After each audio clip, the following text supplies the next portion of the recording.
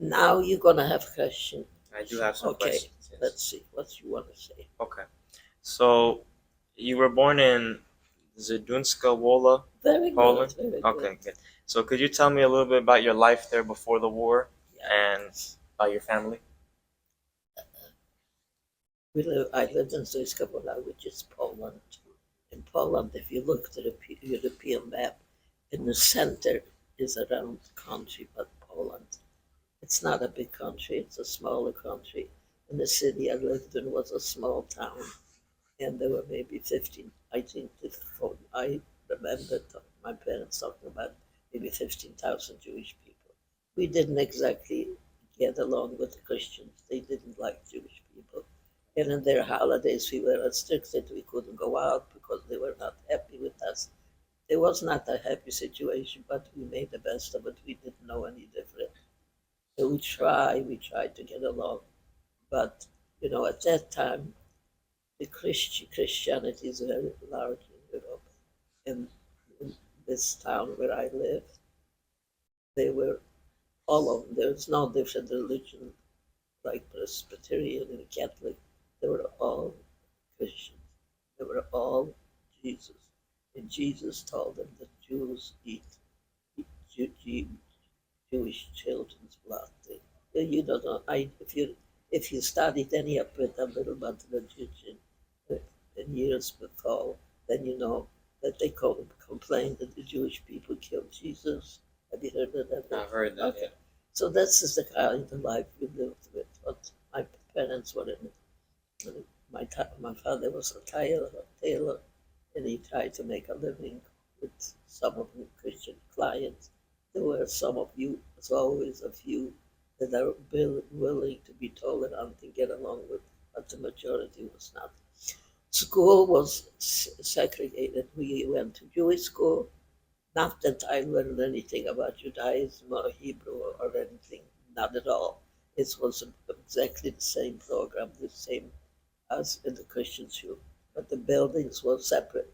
We were in different part of town, they were in different part of town. So we didn't grow up with the Christian children.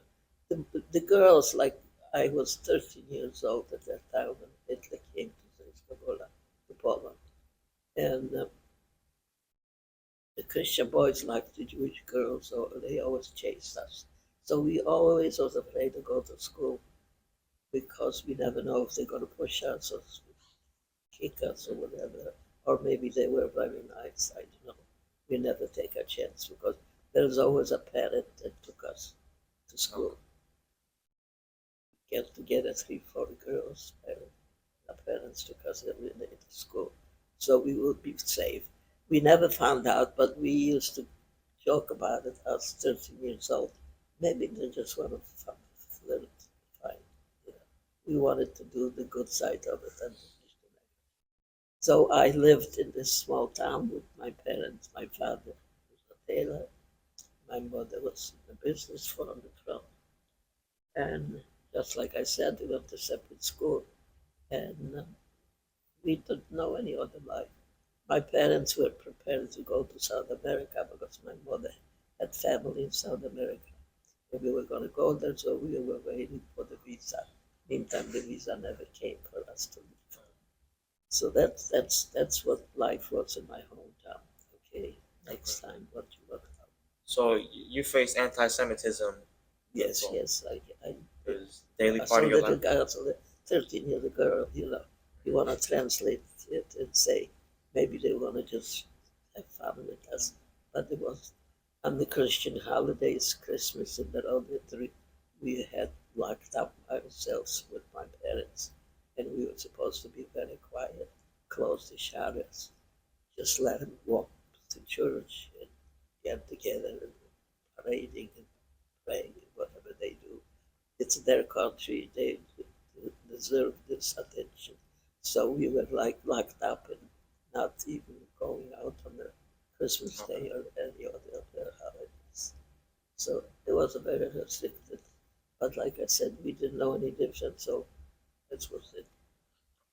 We lived like that till the war came out. And so when you were younger, you used to take your grandfather on a walk to synagogue? Yeah. Oh, you know that. Okay, well, because I forgot to mention it today.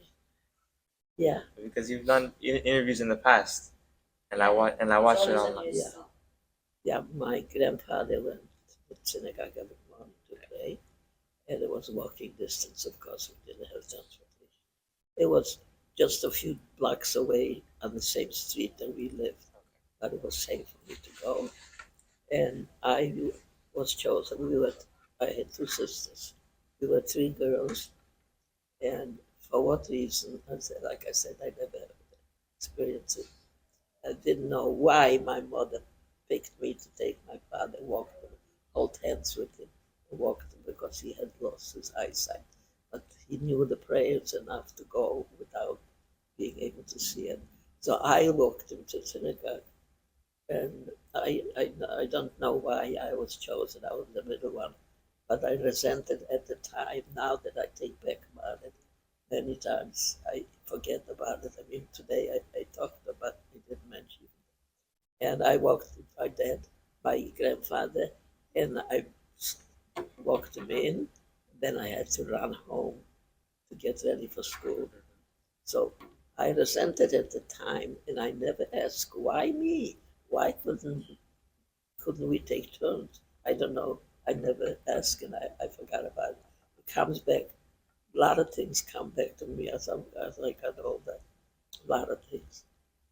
Because, you like to push things back that was not happy, it was not good. But it comes back to you. And it's okay. It's okay. So I was gonna ask why your family didn't move out, but it's because you didn't get the visa, right? It's not so easy to move out. First, you have to have money, and nobody was rich in Poland. Second, you have to have a place to go. You have to have a country that accepts you. You have to approve a visa. It all takes time, and people did not have money to go someplace else. We really didn't know where someplace else is. My mother happened to have her sister and her brother that both left before the war in 35. They both left to South America. I don't know how they happened to pick South America. I have no idea. I just all my life heard about South America, Montevideo, Uruguay. This is my. But so they tried to make papers and visa for us too, my my family. But by the time the visa came for my father and my sister, they were gonna go the two of them together the first time because we didn't have money to pay for the visa to travel. So I we didn't make it on time. My father didn't make it on time.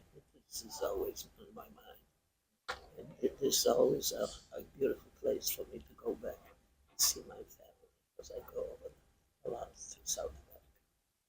See, I go there and then I feel I have family because I have my aunt where she passed away. Anyway, this is this is why we never went. We didn't. No, not many countries except the Jewish people either. You know. So it wasn't that easy to go. But people managed, yes. But it takes years to go, and it takes determination and money to be able to leave a small country like Poland. Why are you leaving? They test you over and over again. Anyway, we never made it. So and then we move on to the war and the war. Yeah. And so September 1st in 39, So, Germany invaded Poland. right, Do you remember that day? of course. And what happened? I remember because um, we were talked about between parents. I mean, we didn't talk about, but between parents, when they get together, they would talk about Berlin. Berlin was the capital city of Germany, and they were talking about how terrible they treat Jewish people since Hitler came in power. And I don't know if you heard about Kristallnacht. Crystal Night? Kristallnacht is the night of broken glass. Yeah. Okay, we heard about that, but for 13 years old, it didn't mean a thing for me. I just heard my parents talking about it with other parents. Terrible things happened in Berlin. We couldn't think about what happened. But later we found out that it was Crystal Night that came to people to people. He came to us. I don't know how, to somebody who came traveling maybe. And then when we started to hear the horrible things that Hitler has for the Jewish people. But for a 13-year-old, it doesn't really mean much. I could not comprehend that someplace somewhere hates us. Why? Anyway, the 1939, they had the German, how many of them, entered this government. So we knew we are at war. But we also knew that Poland people didn't have an army. They're not going to fight. So they just walked in. So we were sitting in one room, just cuddling each other. And my parents explaining to us what's going to happen. There's going to be changes. That German come in. What they're going to do to us. If they let us live or die, we don't know. We just have to wait. We heard them walking in with soldiers and the street. We heard planes flying, but there's nobody fighting because, like I said, Poland didn't have an army. But we were told to be quiet and wait what's going to happen. So obviously, what we found out is that one battalion stayed in Stunskavela. They crossed us, they continue going deeper in the country, and that one battalion was left in Stunskavela. Because next morning when we got up, they already waiting for us, yelling and screaming to go to the main place in the city to get together because they have some news for us, the soldiers. So, of course, we ran fast, and it always was run around fast, in German. Yeah, blitzkrieg. Dogs barking. So we went in. They told us that they're closing us in a ghetto. They put wires fence around a certain area. They showed us which area of the city. Like this wasn't the city. This part is going to be a ghetto. It's going to be closed with barbed wires, and we cannot go out. We're going to wear a yellow star, and there's no going out. Only when we tell you to go out. So we knew something not very good is coming up. So this is how they started. They came and told us that some of us will have to go to work. If we come out, they say, and as for 20 people, 20 young men, you better come out because if we're going to have to go and get you, you're not going to make it. So this is what happened from now on. Every evening, in the morning, he came, the dogs barking and yelling. Today we need 30 young men. You sons, you husbands, you whoever, we don't care. 30 young men come out in the front of the ghetto. So we knew that they thought, say something we better do, and we're going to find the army. We didn't learn the army. We were just poor Jewish people living in a small town. So that's what happened in the morning. 30, we families decided to take a chance and send their sons or their husbands. But unfortunately came the evening, instead of 30 young men that left in the morning, maybe 20 to 25 came back. So of course there was a lot of crying, a lot of asking, what happened to our children, where are our children? And they told us they are assigned on a job. And if they don't do the job properly, they act lazy. They don't want to do it, or they make difficulty. They get a bullet in your head, and you can look out the ghetto outside. There are piles of bad people that didn't obey the rules of the German. So this was our life in ghetto. I would take about 2 years. And that was all in Ziskovola, or you also went to the lot? that was all in Zuskawola, or you went to the Lodz ghetto too? Did you go to the Yeah, yeah, ghetto? yeah, sure. We were sent to the big ghetto. This was the Kabula. We were there a short time with small population. We were 15,000, so maybe we were 8,000. I don't know how many we were like. But by the time they told us we are leaving, and you're going to be, it's always you're going to be relocated, and don't worry, you'll come back. Never come back. So they told us to go to the cemetery, run to the cemetery, sit down on the ground. We'll come over and tell you what to do. So they separated us. We were walked into the cemetery. They separated the children, little children, young children. My sister was 9 years old. They took her away, put her against the wall on this side.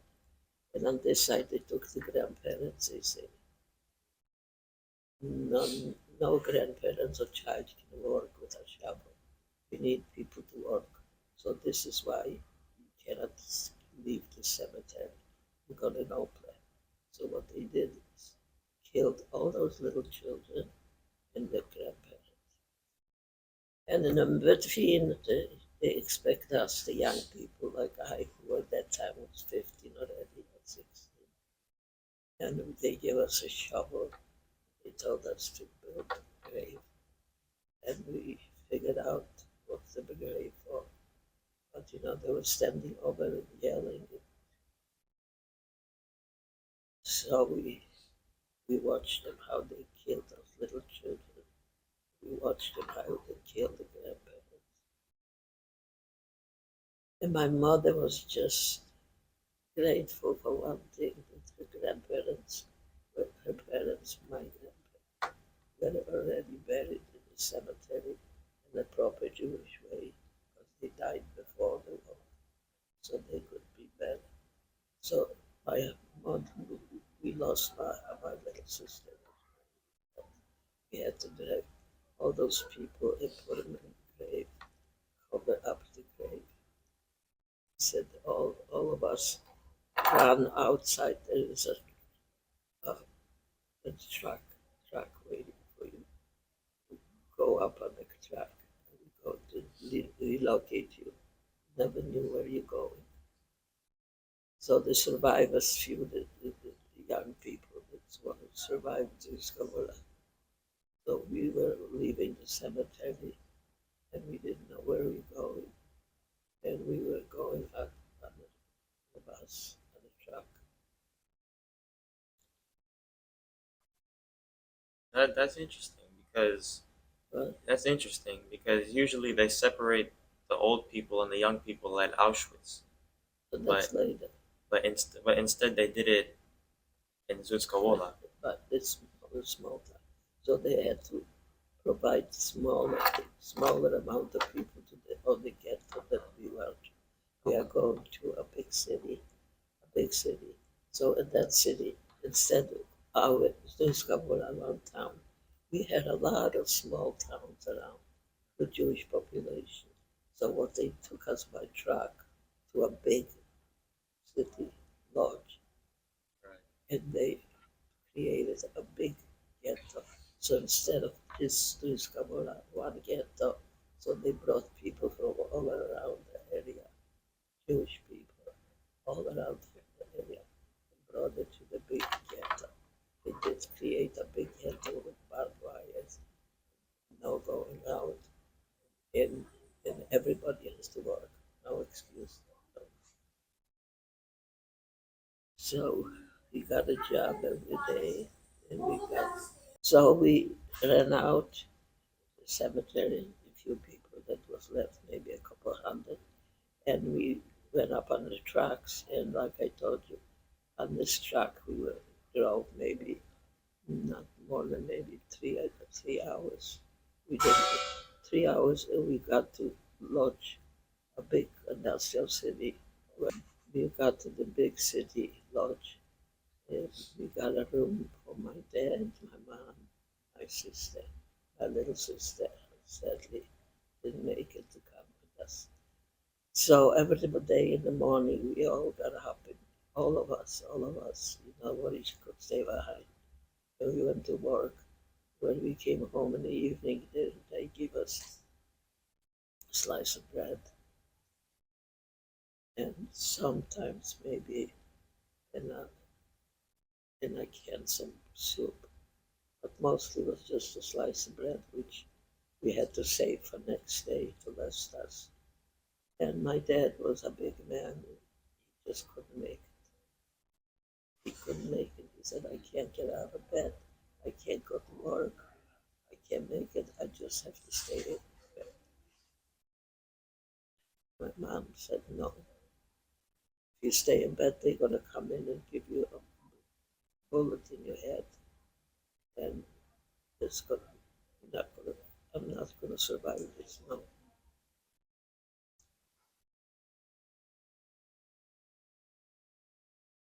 Rose, can I have some water, please? You have my water. And my dad said, I'm not going. Thank you. I'm not going anymore. I cannot go. My mom said, no way. It's not possible. We're not going to leave you because you're not going to make it. Excuse me.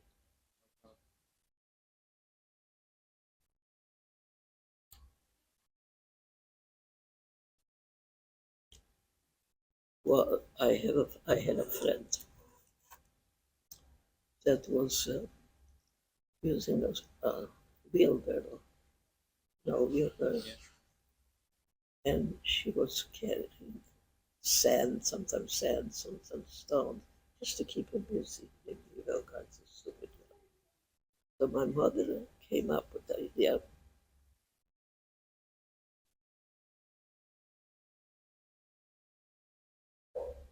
We had a little closet in this room. My mother said, we're gonna put you while we go to work in the morning. We're gonna put you into the closet. When we come home in the evening, we'll take you out. Whatever bread we have, we'll share it with you. I'm not gonna let you lay in bed and wait for them to kill you.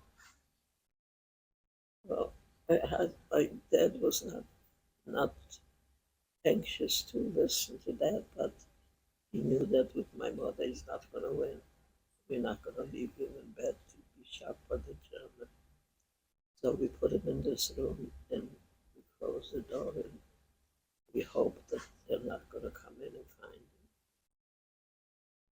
So he lasted maybe 3 days, 4 days, I don't remember exactly. And we came in one evening, came home from work and he had passed away. So uh, my friend that was at the wheelbarrow, my mother asked her if she would take us to the cemetery. We would put that in the wheelbarrow and run to the cemetery. She said, yes, but we have to do it at night. And it was February.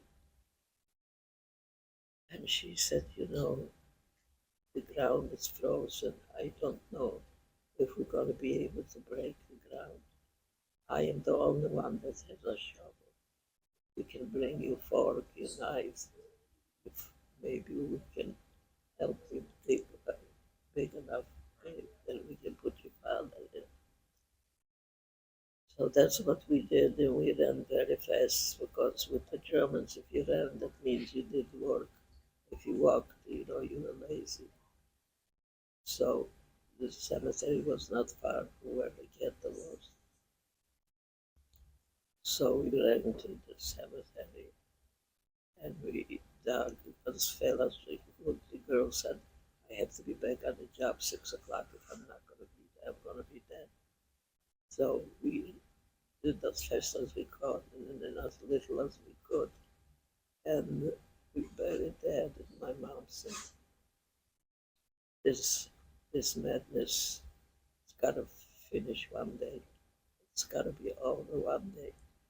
And hopefully one of us will survive and you remember kids to come back where we buried Dad and bury him proper way. And that's all we lived with till the end of the war with this thought that we're gonna go pick my head out of the cemetery and bury him properly with the Jewish prayers. Anyway, we made it back in time to each of us go to work and left dead at the cemetery. That was Lodge Ghetto. But like I said, to know what's going out on the outside, that there is a war going on, we knew that because we saw planes flying over our heads all the time. We heard bombing, but we didn't know who was really still fighting because it's just German and Hitler and Stalin might be in Russia. So there were times when maybe a young man like you would sneak out into the town and maybe listen to somebody's radio, listen illegally, and came back to camp to ghetto and tell us that the Americans are involved and the French are fighting and the British are fighting and the biggest fighting is from Russia. Stalin just went with them for kill it as Hitler was doing so much damage. So we have a little bit information that maybe if they're fighting someplace, maybe now we have a better chance to survive because Hitler's got to go and there were all those countries fighting. So to get a little news like that was a little bit uplifting, hoping maybe somebody's gonna survive. So you have a next note? So once you left the Lodz Lodge, ghetto, yes, then you went on like Auschwitz. Auschwitz. So can you just so you were just there for a few days, correct? In Lodge Ghetto. In No, Auschwitz. no, I was a few days, yeah. Lodge Ghetto, I was there maybe 2 years, 2.5 years. And then, like, tell you, the war is extending, getting bigger and bigger. And we knew they're not going to let us stay in Poland, the Lodge. They're going to throw us someplace to die. But we didn't know where. People came back and we heard about Auschwitz. We heard about the chimneys smoking all the time because they were burning people. We heard about Auschwitz. Then when they said they're closing the Lodge Ghetto and we are going someplace, don't worry, you back again.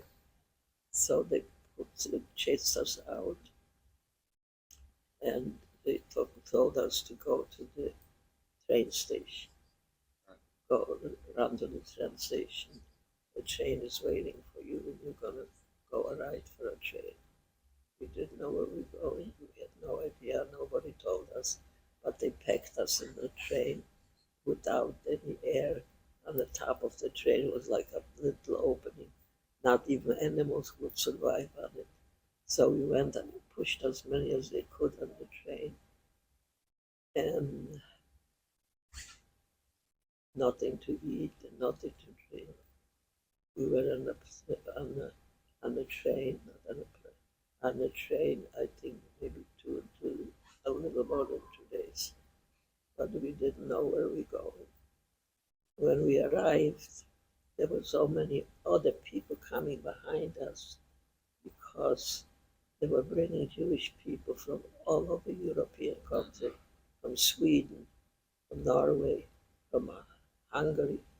They were bringing people from Hungary, from Czechoslovakia, and from Right. Romania, from all this country. All the Jewish people were packed on the train. And when we came, we started coming down the train. Some people didn't make it, they just fell out, roll out. The Germans would kick them on the side. And my mother, my sister, and I just came up the train and walked to the camp. We arrived in Auschwitz because we saw the sign in Auschwitz said, work will make you free. In German, Arbeit macht dich frei. So we knew that much that Auschwitz exists and has its sign for people that been in Auschwitz and maybe got it. So uh, we knew this is not good. We knew this is the last time thing he probably gonna survive. because you didn't survive Auschwitz. You were either poisoned or burned or shot or whatever. So we just wanted to be safe with my mother. We were just worried about my mother not to be away. So we couldn't walk in far deep in the camp because there were people behind us stopping and needing, to move again. So we stopped at the front, and the, the, the German was standing there and making selection right away. Young people, old people, little people. And we were so worried that they could take my mother away. So I put my arm with my mother to hold on to it, walking together. My sister put her arm with my mother, and we didn't move because, like I said, there was so many people behind us. And the German came over and dragged my mother off and said, "You come with me." And I said, "Please don't." I went after him. He pushed me back, hit me with a gun, and my mother was gone with the other women that were standing there in front of a big door. And he told her, "Take your clothes off. You're getting a shower, and then you're going to come back, and your clothes are going to wait for you." We heard this. We couldn't believe it. We could believe it. Something really good happened. So we didn't move. We didn't move. We wanted to wait what's going to happen. And they closed the door, and then maybe after 15 minutes they opened the door, and we walked over. All those beautiful Jewish mothers and sisters were laying dead. They were poisoned. They sent poison out of the ceiling, poisoned everybody, the whole room of women. And then they shoved them in the oven. So if the Red Cross should come, or somebody that they couldn't see that they used poison, they burned people. But that's all they did, the Germans. They know that someday they will have to answer for all this, so they didn't care. They're going to kill all the Jews. So we realized Mom is gone, and we could not accept it, both of us. My mother, who gave us hope that maybe someday somebody's going to survive, and here my mother is not here.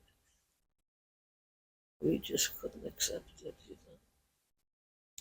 It's a terrible time for me if I have to think about it. Wherever we saw a group of women sitting and talking, we always said, "Let's go over Mother's over there." We just could not accept it that she's not with us anymore. So I was not in Auschwitz, my sister long, because they needed 20 or 30 young people to go and clean the soldiers' rooms. And sometimes they let us work in the kitchen where we could bring something back. But life didn't mean anything for us without my mother. And that's what life went on in this small camp. That's why I don't have a number, because I wasn't long in Auschwitz. Maybe I wouldn't have made it. But then the last we heard the war is going bad for Hitler, and we hope that anything we're going to be together. So we're going to survive, and maybe my mother's going to be someplace we're going to find her. And they said, "You're going for a walk. You last walk a dead camp, dead walk, Bergen-Belsen." And we walked. I don't remember how long we walked. Well, you went to Hamburgen, right? So, After Auschwitz, you went to a camp in Hamburg? yeah, Right. Hamburg. Hamburgen? No, No? What was it? I don't remember the name, but not Hamburg. It's a small camp where I was. From there, we went to Bergen-Belsen. Bergen-Belsen was the last, the dead camp, they called it later. You knew you're not going to make it if you're going to survive it. Bergen-Belsen was the last camp to go. You know, And we walked, I don't know how long we walked, but some people didn't make it. We could see then the snow. We were walking in the snow. It was February. Walking in the snow. Sometimes you look down and you see blood. That means somebody got shot because he couldn't walk. So we knew this is going to be the end of us. We arrived in camp and they put us in a bivouac, and there's no place, nothing to eat, nothing to drink. But outside there's barrels of water. We were so hungry that we were eating and drinking the water. And from this, the majority got sick or typhus. And I was the one who got sick too. So I was laying down, and my hope was not to survive. But I had my friend sitting on my side and hitting me and yelling at me, "You're not dying, you're not dying, we are liberated." I said, "What happened?" She said, "Open your eyes." Here in front of me was a British soldier, and he says, "You're free, you can go whenever you want. Where are you going to go? You cannot walk, you're sick, you have nobody to go to." So all the saying, you're free, you can go. I was sick. So my sister said, "Hey, please take my sister to the hospital." I said, "Sure." Um, they said we cleaned the German hospital. "Oh, you sick people, but these people, you survive, you make a life. Come out and we feed you." They fed us too much. People died from eating that time too. So they took me to the hospital, and my sister, meantime, through the Red Cross, came to help us because we didn't have anybody, just the two of us. And the Red Cross asked my mother, my sister, if she knows any family. And yes, we had family in South America. My mother had her sister. My sister remembered my aunt's address in Montevideo where they lived. So she gave it to the Red Cross, and they wrote to my aunt. And of course, she wrote in return that she would be happy to take the two girls and make it a family. She'd be a family. But I was sick, so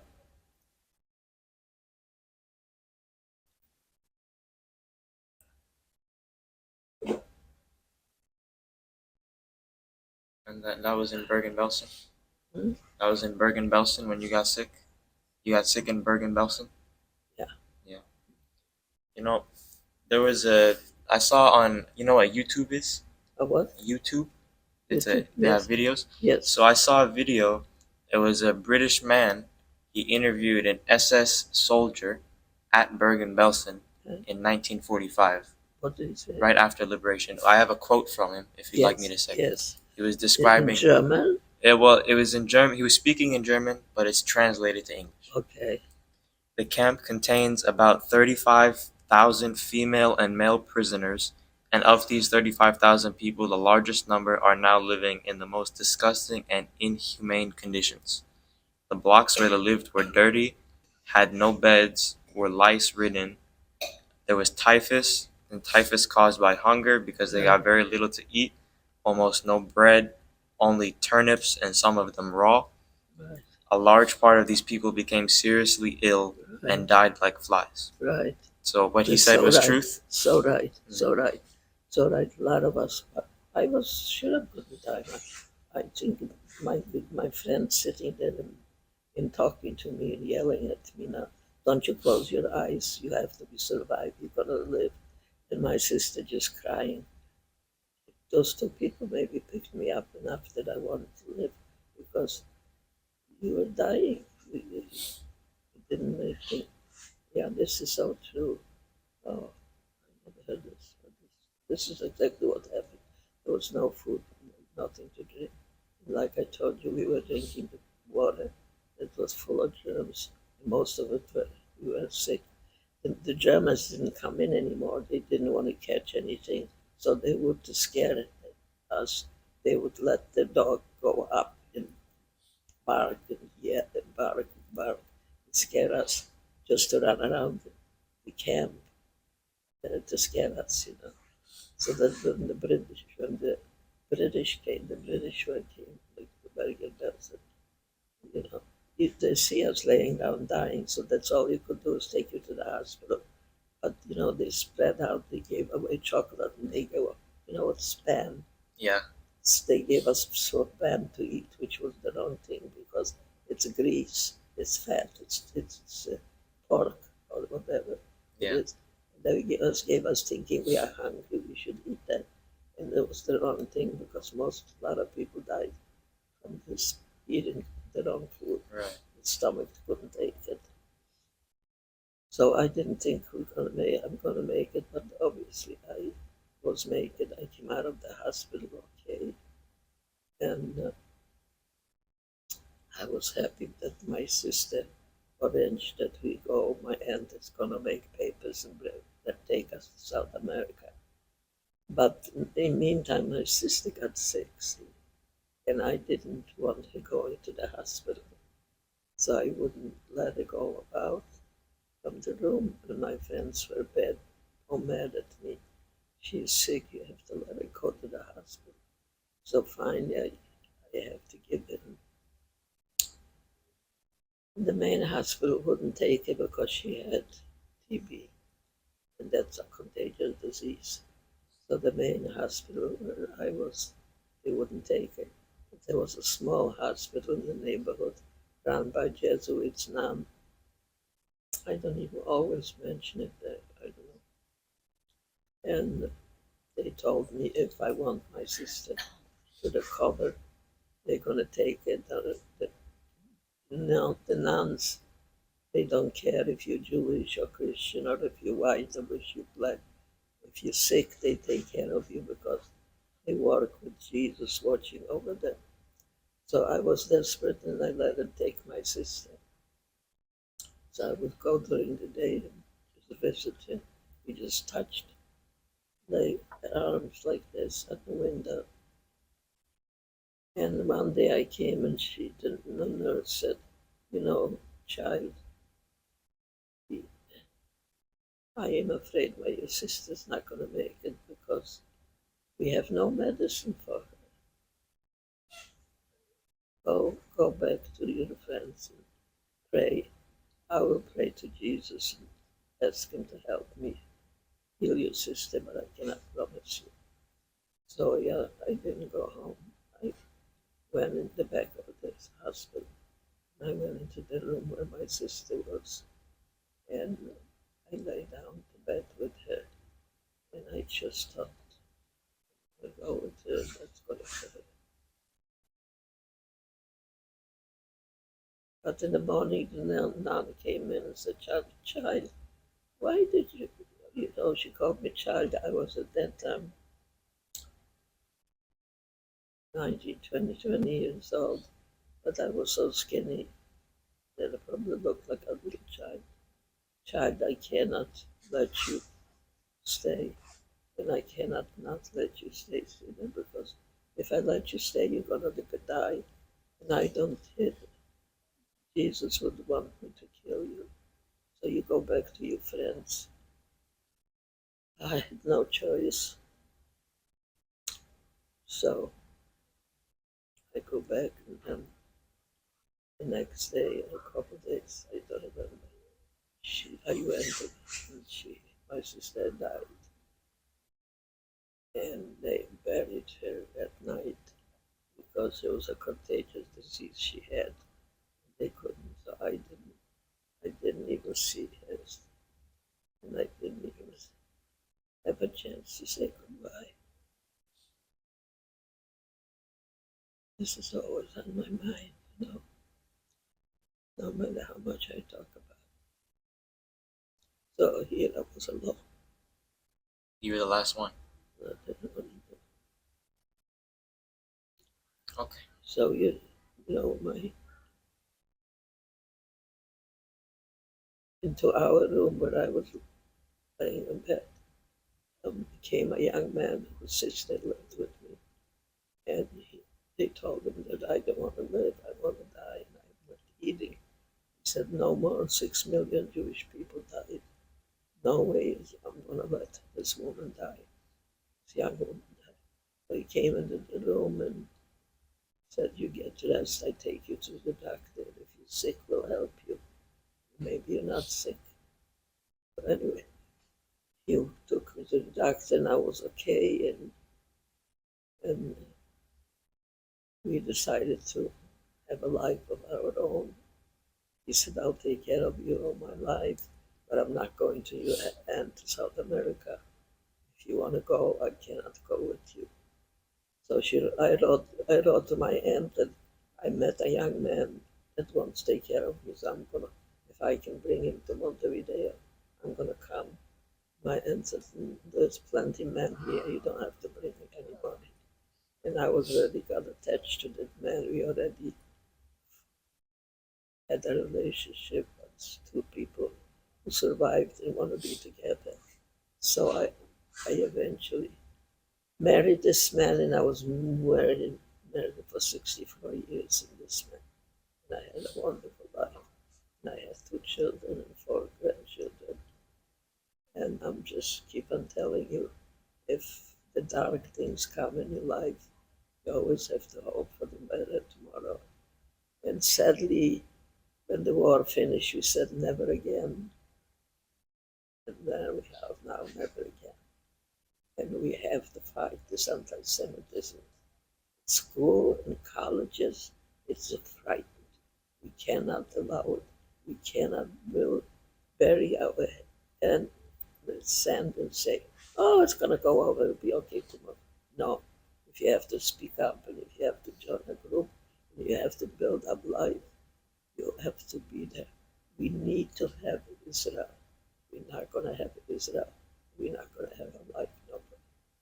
So we always, no matter how dark the day is today, tomorrow, let's hope it's going to be a better day for Israel, and the Hamas will get rid of. I don't like to see Palestinian children being killed. I don't like to see people being killed altogether. But if this is the only way to get rid of the Hamas, that's the way we have to do it. And we have to be strong about our support for Israel, because there's not going to be any other country that you see what's happened now in colleges.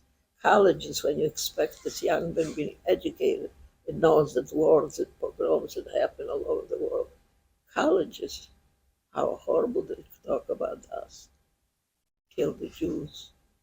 Hitler didn't do a good enough job. You can't forget things like that. We have no. There are groups that are together and teach them Jewish history. There were always pogroms in Jewish history. You go back thousands and thousands, and there's Hamas. There's always mean people who want the end of Jewish life. It never did, and it's never gonna happen now again. They're not gonna succeed, but we have to be aware that we have to fight it, not let it to be. Did I answer all of your questions? Um. So after the war, when you met your husband, then you guys left you guys came to the We States. came to the United States. That's all he wanted, to come to the United States. He wasn't interested in going to South America to be with my aunt. So I have a beautiful relationship. We go to South America to visit them often, and they come here. And I also have family in Israel that I go to visit a lot, because they have more memory with the Israeli family, mine, that left before the war. Have memory of my life, my parents. I was a little girl, they tell me stories, they show me pictures. So for me to go to Israel is like to go home. So I go quite often. Now I don't anymore. I went 2 years ago to say goodbye, that I will not be traveling anymore, because because I'm not a youngster. It's a stress. When I could, I did. But I never forget them. My kids are very close with all of them. They go over for every happy occasion. They come here for every happy occasion, whether it's a bar mitzvah or a wedding, and we go there for every happy occasion. Yeah. You have to keep in touch and know that God forbid if something happened, at least we have Israel. They will come up and fight for us. Otherwise, nobody will.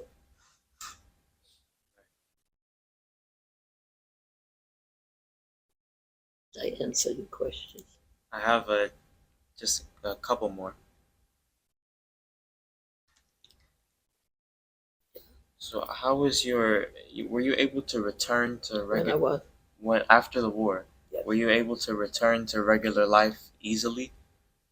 Well, it was easily because we came to the United States, and I never knew a free, beautiful life like that. Although it was a little girl when I lived in Stinska in Poland. But who knew about houses and backyards and family being together and having a car, you know. Only in America you have this. So where are you going to go to college? Well, I haven't applied yet. Where are you going to apply? And stay in California. Yeah. Yeah. UCLA is a wonderful school. My kids went to UCLA. Oh yeah. At that time when my kids went to school, there wasn't this. This is what's the most upsetting, you know, a survivor like me, to see young people like you, young people in college, the education, the possibility of future life that we gave them each. And now with the down, down with Israel, fight Israel. I mean, it hurts. It hurts badly. It hurts badly. Now we're coming up to voting, and it's impossible to make a decision because you want to be partial to Israel, but you at the same time live in the United States and you want to pick the right thing for this. It's a very bad situation. And the worst thing what bothers me when I see UCLA, I live in the neighborhood. So, how many people are a part of your family now? What? How many people are a part of your family? How many like I descendants? have two children and four grandchildren. Do you have great grandchildren? Not yet. Really? No, I still have my granddaughter who needs to get married. I have three girls that are available. My grandson is married. And he is the only one married, but he lives in San Francisco. He's very successful. You know, he was part of the electric collection for cars. He was part of coming up with this. So he's doing good. He didn't marry a Jewish girl, he married an Indian girl. He knew nothing about it. You know, I'm not going to disown him just because he fell in love with a different girl. No. He's nice and she is nice. They're a very lovely family. They have the same values like Jewish values. Family, most important, education, work, and they have the same values. They're lovely people. I have no feelings. I treat them the same as I treat my other grandchildren. So I'm hoping for my more grandchildren, but it takes time. Do you know what's her name? The model. No, Cindy Crawford? Hmm? Cindy Crawford? Do you know somebody, Cindy Crawford? I feel like I've heard the Mother? name, Okay, but I don't know. you don't I know. know. You do? Yes. When she requested to talk to me, just like you saw me, and I met her in the studio. They came to pick me up. You know. Met in the studio, just her and I, and she wanted to talk to me. I don't know how she got me. I didn't question her, but she was just as beautiful. Show her my picture. You have my bag. And What happened is there's the a week producer in New the York, week later, they're she doing came about in with two of her Holocaust, friends. and they will And do she the called me, Holocaust "Can we come and visit you?" to give you the She's mom. a They big, contact the owner. multi They're dollar retired fashion. director of volunteer care. If you see her picture, And maybe then they you'll know. told me that I didn't know her either. I knew about her name, like problems, the passion models. But it just tells you some people sometimes have this special calling to do it. It's a big deal. We need to talk about it. The anti-Semitism grows, Yes. and in most things that hurt me, that's college. Your parents make that special effort for you to find the best college to us Yes. pay for, and what do we get? Our children are involved, and Hitler didn't do a good job. It's very unfortunate what's happening. Yeah. Unbelievable. So, what do you think that young people have to do so that the Holocaust doesn't happen again? Well, you got to speak up. You got to be involved. You got to talk. You got to march. You got to do whatever they ask you to do in the organization. To speak up. You speak up. You have to. You can't. God forbid. Israel is our only pest. If Israel doesn't make it, we're not going to make it. Everybody is going to get rid of the Jews just like Hitler did. I hope it never happened in my life. It's not a happy situation. No. It Thank God bothers for me the Israel. most that the college kids. College kids, the future of the country, the future of our children, their financial program, their life, in the marching together with the Jews. It's unbelievable. It hurts very much. When we survived, we said never again.